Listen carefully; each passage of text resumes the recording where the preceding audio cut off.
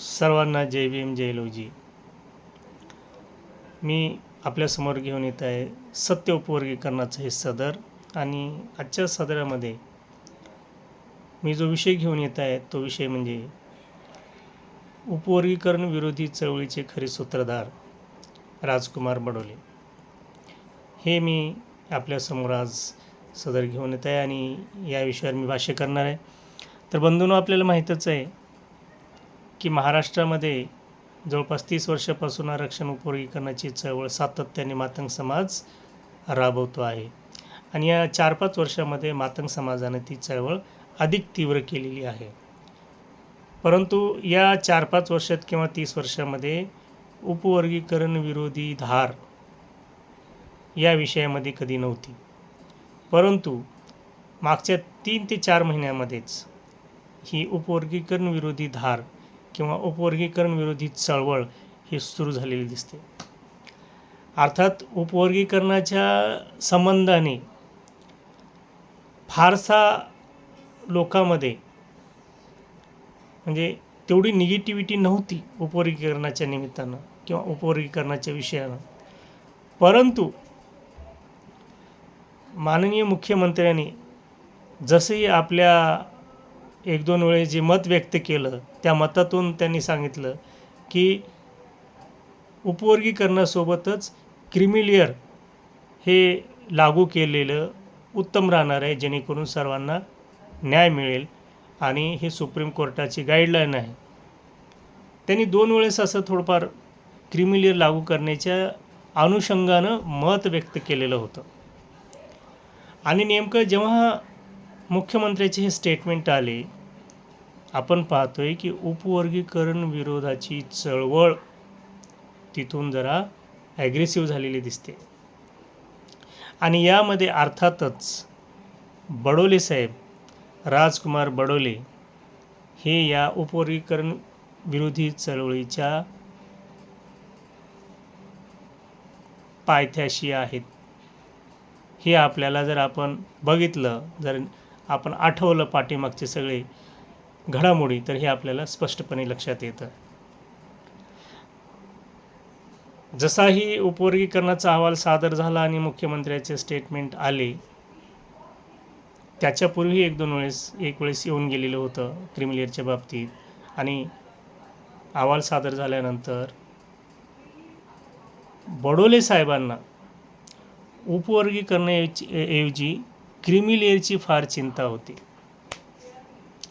कारण क्रिमिलेअर जर लागू झालं, आणि नुसते बडोले साहेबांनाच नाही तर सशक्त जातीमध्ये अनेक हजारोंशी क्रिमिलेअर आहेत, जास्तीही असतील.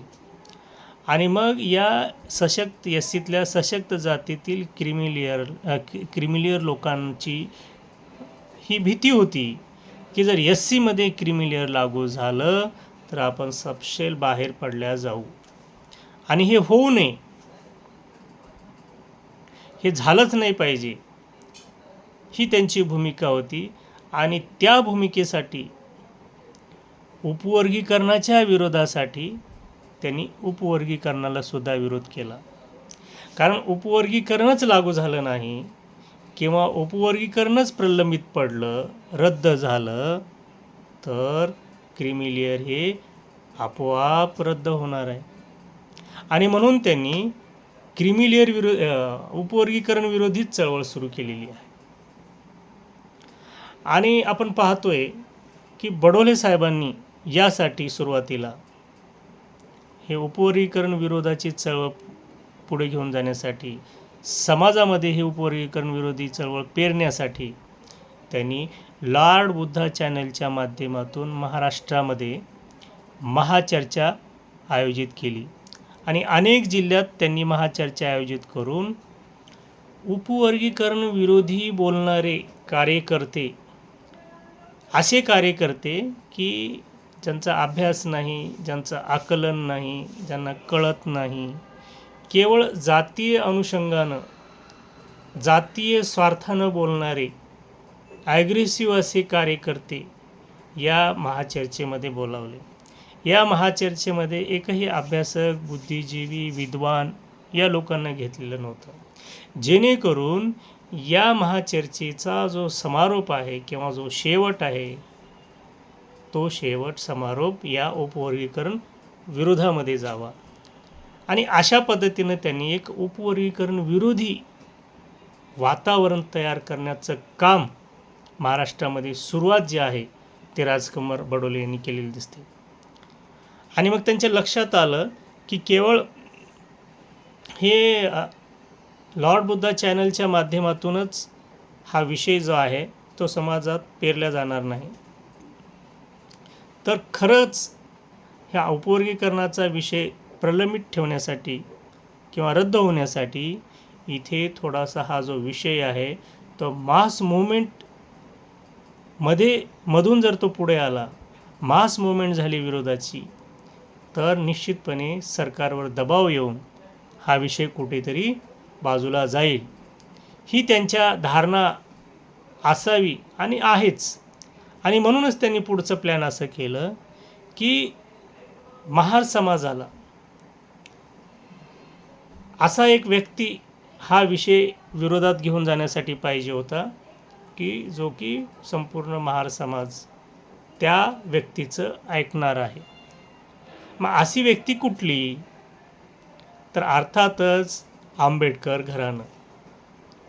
आंबेडकर घराण्यातला एखादा व्यक्ती आला, बाबासाहेबांचा जर वंशज पुढं आला, तर निश्चितपणे अख्खा समाज त्या वंशजाच्या मागे उभा राहील आणि विषय कोणता का असेना तो विषय पुढे जाईल. हे राजकुमार बडोलेंनी हेरलं आणि त्यांनी अर्थातच याची कमान जी आहे ती कमान या आनंदराज आंबेडकर साहेबांकडे त्यांनी सुपूर्द केलेली आहे. आणि आनंदराज आंबेडकर साहेब हे त्यामध्ये अलगदपणे अडकले गेलेले आहे. कारण आपण पाहतोय खरं तर हा सामाजिक न्यायाचा विषय आहे, हा पूर्ण SC समाजातल्या गरीब जातींचाही विषय आहे आणि सशक्त जातीचाही आहे. आणि या उपवर्गीकरणातून कुणावरही अन्याय होणार नाही. सशक्त जातीने आरक्षणाचा लाभ मिळतच राहणार आहे आणि सोबतच वंचित जातीने मिळत राहणार आहे आणि गरीब वंचित जातीच्या शेवटच्या घटकापर्यंत हा आरक्षणाचा लाभ जाणार आहे. अर्थात हा सामाजिक न्याय आणि समतेचा विषय आहे. तर त्याच्यामध्ये हा काही एवढा क्लिष्ट किंवा विरोधी विषय नाही. आनंदराज आंबेडकरांनी यामध्ये पडण्यासारखा हा विषय नाही, कारण अर्थातच आनंदराज आंबेडकर हे बाबासाहेबांचे वंशज आहेत, वारसदार आहेत. बाबासाहेबांचं काम हे समता आणि सामाजिक न्यायाचं आहे, सर्व समूहांसाठी आहे. आणि हे जर आपण बघितलं तर आनंदराज आंबेडकरांनी या विषयामध्ये पडण्यासारखं आणि एखाद्या जातीची बाजू, म्हणजे आपली जात असो का कोणती असो, तर ही बाजू घेण्यासारखा विषय नव्हता. अर्थात त्याला सुप्रीम कोर्टाचा निर्णयसुद्धा आलेला आहे. तर हे सगळं असतानासुद्धा राजकुमार बडोले साहेब आनंदराज आंबेडकरांना हा विषय विरोधी चळवळ करण्यासाठी ते पटवू शकले आनंदराज आंबेडकरला, आणि आनंदराज आंबेडकर कन्व्हिन्स झाले. हे सगळ्यात मोठं आश्चर्याची बाब इथं आपल्याला दिसून येते. आणि याच सगळ्या घडामोडीतून शेवटी आनंदराज साहेबांनी ती कमान जी आहे ती आपल्याकडे घेतलेली दिसते. आणि म्हणून सुरुवातीच्या काळामध्ये जेव्हा लॉर्ड बुद्धा चॅनलचे महाचर्चा संपली, त्याच्यानंतर आपण पाहतोय की आनंदराज आंबेडकर आणि राजकुमार बडोले हे अनेकदा एकत्र व्यासपीठावर ह्या विरोधी चळवळीच्या निमित्तानं आलेले आहेत.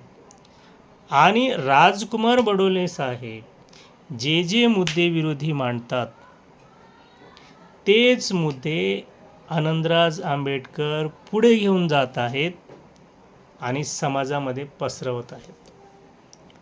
आता उपवर्गीकरणाच्या अनुषंगानं अनेक उपवर्गीकरण हे कसं चुकीचं आहे, किती तोट्याचं आहे, हे सगळं ते काही मुद्दे देऊन पटवताना दिसत आहेत समाजामध्ये. आणि समाज आनंदराज आंबेडकर सांगतायत म्हणून समाजही तो मान्य करताना दिसत आहेत.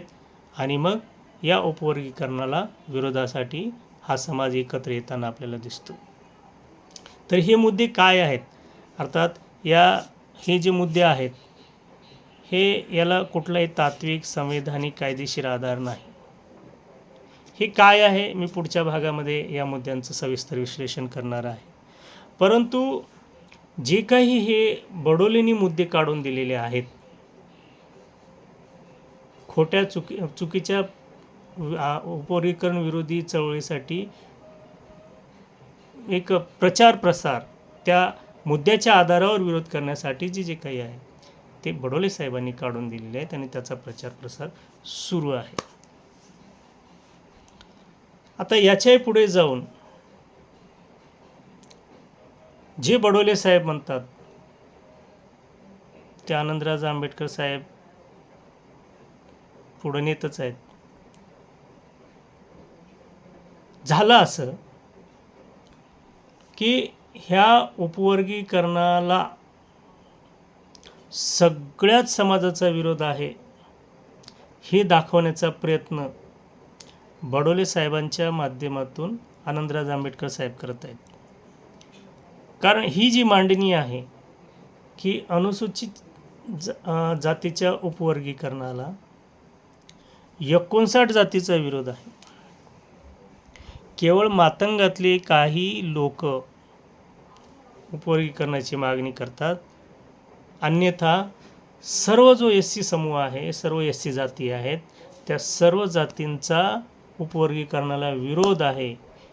ही मांडणी सर्वप्रथम राजकुमार बडोलेंनीच केलेली आहे आणि तीच मांडणी पुढे मग समाजामध्ये पसरवलेली आहे आणि सरकारकडे आणि विरोधी पक्षाकडे हेच विरोधी गटाकडून सांगण्यात येत आहे की या उपवर्गीकरणाला जवळपास सगळ्याच जातीचा विरोध आहे, एखादी जात सोडली तर.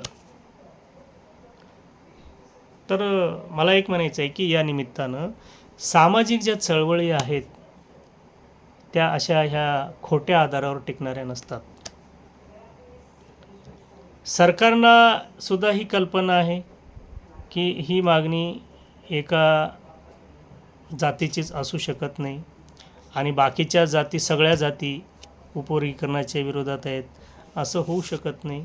त्यांच्याकडे अनेक जातींनी पाठपुरावा केलेला आहे. मातंग सोडून अनेक जातींनी उपवर्गीकरणासाठी स्वतंत्र पाठपुरावा केलेला आहे. हा एक विषय आहे.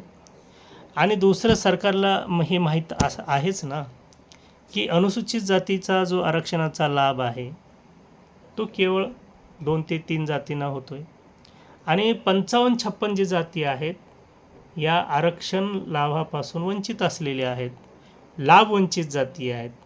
आणि गरीब आणि ज्या लाभवंचित जाती आहेत आणि त्यांना जेव्हा वेगळं आरक्षण देणार होते तर ते कसं वेगळं घेणार नाहीत किंवा नाही म्हणणार आहेत? तर तसं होऊ शकत नाही. म्हणजे गरीब जातींचा उपवर्गीकरणाला विरोध असण्याचं कारण नाही. फक्त त्या एकत्र दिसत नाहीत ह्या लढ्यामध्ये, म्हणजे समर्थनाच्या लढ्यामध्ये त्या एकत्र दिसत नाहीत, आलेल्या नाहीत. याचा गैरफायदा घेऊन आनंदराज आंबेडकर साहेब आणि बडोले साहेब सरकारकडे हा निरोप संदेश त्यांनी दिलेला आहे आणि विरोधी पक्षाकडे हा निरोप त्यांनी दिलेला आहे की SCतल्या सगळ्या जाती ज्या आहेत ह्या उपवर्गीकरणाच्या विरोधात आहेत. आणि म्हणून विधानसभेमध्ये बघतोय, ह्या पावसाळी विधानसभेमध्ये जेव्हा हिवाळी अधिवेशनात चर्चा झाली त्यावेळेस वडेट्टीवार असेल, नाना पटोले असतील किंवा जितेंद्र आव्हाड असतील, या विरोधी पक्षावरील नेत्यांनी, विरोधी पक्षाच्या नेत्यांनी उपवर्गीकरणाला विरोध केलेला आहे. आणि त्यांचं असं म्हणणं आलेलं आहे की उपवर्गीकरण कोणत्याही जाती मागत नाहीत आणि कोणत्या जाती मागत नसताना कशाला उपवर्गीकरण करायचं आणि समाजामध्ये तेढ निर्माण करायची. अशा पद्धतीचं त्यांनी उपवर्गीकरणाच्या विरोधामध्ये भूमिका मांडलेली आहे. तर हे चुकीचं आहे. कारण कुठलीही सामाजिक चळवळ ही खोट्या आधारावर टिकत नाही. ही वस्तुस्थिती आहे, काळ्या दगडावरची रेष आहे. आणि सरकारला हे माहीत आहे की उपवर्गीकरणाचा विरोध इतर गरीब जातींनी करण्याचा विषय नाही. आणि म्हणून जर तुम्हाला विरोधी चळवळच करायची असेल तरी एका तात्विकतेने तुम्ही काही तसा विरोध करा, काही संवैधानिक असेल तर संवैधानिक मार्गाने मुद्द्यावर करा किंवा कायदेशीर मुद्द्यावर करा, पण चुकीची खोटी माहिती देऊन चळवळ पुढं नेता येत नाही आणि चळवळीला यश मिळत नाही. हा एक विषय झाला या संबंधाने. आणि दुसरा एक विषय जो खूपच महाराष्ट्रामध्ये अतिशय संवेदनशील झालेला आहे. खरं तर हा जो विषय आहे उपवर्गीकरणाचा, मी आता म्हटल्याप्रमाणे तुम्ही जाहीरपणे मांडताय, तर जाहीरपणे मांडताना तुम्ही तात्विक पद्धतीने मांडा, सामाजिक पद्धतीने मांडा, संवैधानिक पद्धतीने मांडा, कायदेशीर पद्धतीने तुम्ही मांडू शकता. परंतु हे सगळ्या पद्धतीनं न मांडता वेगवेगळ्या अनुषंगाने वेगवेगळे नको ते विषय घेऊन हे विषय मांडले जात आहेत. आणि यासाठी अनेक जे बुरटे वक्ते आहेत, कार्यकर्ते आहेत, रस्त्यावरचे चळवळीचे, ज्यांना काही कळत नाही, असे कार्यकर्ते नेते हे आनंदराज आंबेडकर साहेबांच्या व्यासपीठावर येऊन बोलत असतात. आणि त्यामुळं त्यांच्या ह्या बोलण्यामुळं समाजामध्ये तेढ निर्माण व्हायला मदत होत आहे. आणि हे कुठंतरी आनंदराज आंबेडकर साहेबांनी थांबवायची आवश्यकता आहे. परंतु आपण पाहतोय की आनंदराज आंबेडकरांच्या समोरच हे जे वक्ते आहेत, नादान वक्ते आहेत, हे जाहीरपणे समाजांना शिव्या देणे, शिवीगाळ करणे, धमकी देणे, अर्वाच्य बोलणे, या सगळ्या गोष्टी ते करत आहेत. आणि म्हणून या चळवळीला एक वेगळं वळण मिळालेलं आहे. आणि अर्थातच ह्याची जबाबदारी जी आहे, ती ही जबाबदारी अल्टिमेटली आनंदराज आंबेडकर यांच्याकडे जात आहे. कारण आनंदराज आंबेडकर त्या व्यासपीठावर असतात आणि त्या मोर्चाचे ते नेतृत्व करत असतात. त्यांच्या नियंत्रणाखाली ते चालत असतं मोर्चा आणि सभा. आणि त्यावेळेस आनंदराज आंबेडकरांनी त्याच्यावर कंट्रोल करणं आवश्यक आहे. परंतु ते होताना दिसत नाही. आणि त्यामुळं अनेकदा त्यांच्या समोरच सामाजिक वातावरण दूषित करणारं भाषणं वक्त्याकडून झाल्यामुळे या चळवळीनं वेगळा रंग घेतलेला आहे. आणि म्हणून आनंदराज आंबेडकर साहेबांकडे जो एक पाहण्याचा आदरयुक्त दृष्टिकोन आहे पूर्ण एस.सी समाजाचा, त्याबद्दल आता इतर समाजाची लोकही विचार करत आहेत. आणि हे आनंदराज आंबेडकर साहेबांनी थोडंसं समजून घेण्याचा भाग आहे. परंतु आनंदराज आंबेडकर त्याकडे किती लक्ष देत आहेत नाही हे त्यांनाच माहीत आहे. परंतु हे वारंवार घडत आहे. आणि हे आनंदराज आंबेडकर साहेबांसाठी योग्य नाही, त्यांच्या प्रतिमेला सुद्धा योग्य नाही. कारण ते बाबासाहेब आंबेडकरांचे वारसदार आहेत, इथले श्रद्धास्थान आहेत. सगळ्या मागासवर्गीयांचं श्रद्धास्थान म्हणजे हे आंबेडकर घराणं आहे. आणि त्यामुळं जे राजकुमार बडोलेंनी आनंदराज आंबेडकर यांना या विरोधी चळवळीमध्ये उतरवलेलं आहे, मला वाटतं कुठंतरी आनंदराज आंबेडकर हे जास्तीत जास्त फसत चाललेत की काय. आणि जर तसं झालं तर आनंदराज आंबेडकर साहेबांचा मित्र म्हणतो या चळवळीमध्ये हा वैचारिक बळी देण्याचं काम हे राजकुमार बडोले साहेब करत आहेत, केलंही आहे असं म्हणायला हरकत नाही. कारण हा विषय खूपच संवेदनशील झालेला आहे. आणि एक वेगळ्या दिशेनं नको त्या दिशेनं गेल्यामुळे याचे दूरगामी परिणाम भविष्यामध्ये आपल्याला निश्चितपणे दिसणार आहेत. अशी ही परिस्थिती आपल्याला दिसून येते. आणि हे जे आहे हे उपवर्गीकरण तर होणारच आहे, याच्यामध्ये शंका नाही. उपवर्गीकरण झाल्यानंतर हे मात्र राजकुमार बडोले साहेबांना आणि आनंदराज साहेबांना आणि जे कोणी ह्या विरोधामध्ये बोलले आणि या समाजामध्ये फार मोठी दरी पाडण्याचं काम त्यांनी करत आहेत आणि त्याचे दुष्परिणाम भविष्यात होणार आहेत. आणि त्यामुळं उपवर्गीकरण झाल्यानंतर या सगळ्यांना निश्चितपणे पश्चाताप करायची वेळ येणार आहे. कारण एवढं करूनही हाती काही लागलं नाही आणि झालं ते फार मोठं ऐतिहासिक असं दूरगामी परिणाम, फुटाफुटीचे दूरगामी परिणाम, सामाजिक आणि सांस्कृतिक चळवळीला मागे आणणारं, दलित ऐक्याला मागे आणणारं दूरगामी परिणाम हे होताना दिसणार आहेत आणि याचा पश्चाताप निश्चितपणे यांना होणार आहे. धन्यवाद.